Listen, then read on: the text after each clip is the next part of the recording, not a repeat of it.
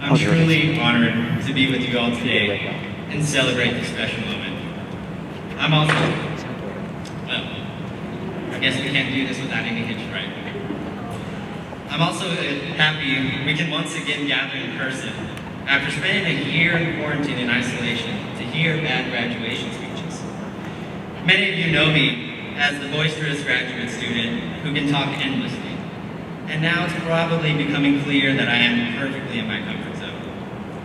As I prepared for today, I wondered, what should I share with you all? What advice or motivation could I provide for the class of 2021? Perhaps I could share an iced coffee recipe I perfected over the years, or maybe how to get a better parking spot here on campus without getting a ticket from Campus PD. Of course, I'm joking. But in all seriousness, I did want to share some of my family's experiences with education and why I think education is so important to me. Growing up, I had the unique experience of seeing exactly what an education or lack thereof could afford you in life. My father, who was white, grew up never knowing poverty. In fact, his father was an engineer and his mother worked for Texas Instruments. My father graduated from high school, attended Texas A&M University, and received his Bachelor's of Science and Master's in Business. After graduation, my father worked for DBT Pharmaceuticals as a chemist and climbed up the corporate ladder, so to speak, and eventually landed management and leadership positions throughout the company. His hard work was rewarded with stability for his family and the ability to possess something that can never be taken away from him. My mother, a Latina woman from Garissa Springs, Texas, unfortunately did not share the same life experiences as my father. And although she managed to succeed in life, she certainly had more doors shut in her face than open for her.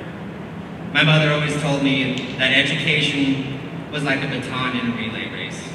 When you get a hold of that baton, you run as fast and as far as you can, because when the race is over, your children begin where you left off.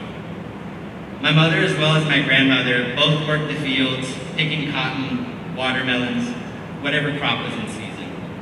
My grandmother never made it past the 3rd grade, simply because her family couldn't afford for her to be in school or for her really to take time away from helping her family earn money.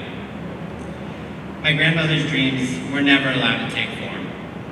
She never had the ability to expand her earning potential, never had the ability to climb out of poverty, and unfortunately the starting line for my mother was nowhere near where many of us begin in life.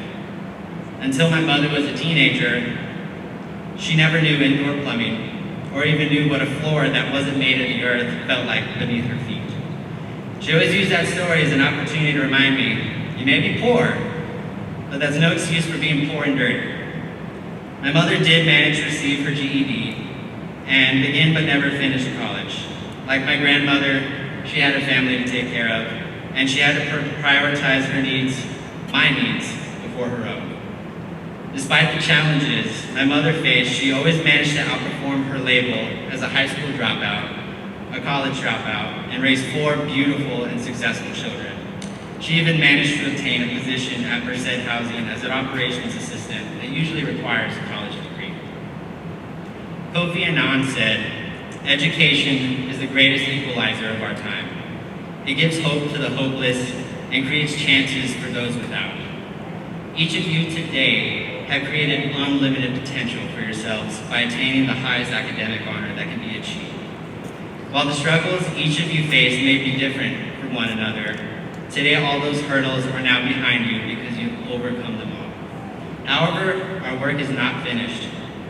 Now more than ever, we need to remember those who are unable to travel the same path as ourselves, and remember those who helped us achieve this milestone in our lives.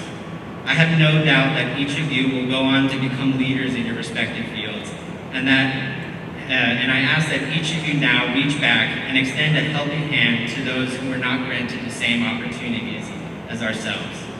It is a common misconception that talent is a rare gift in this world, but the truth is the only scarce commodity in this world is opportunity.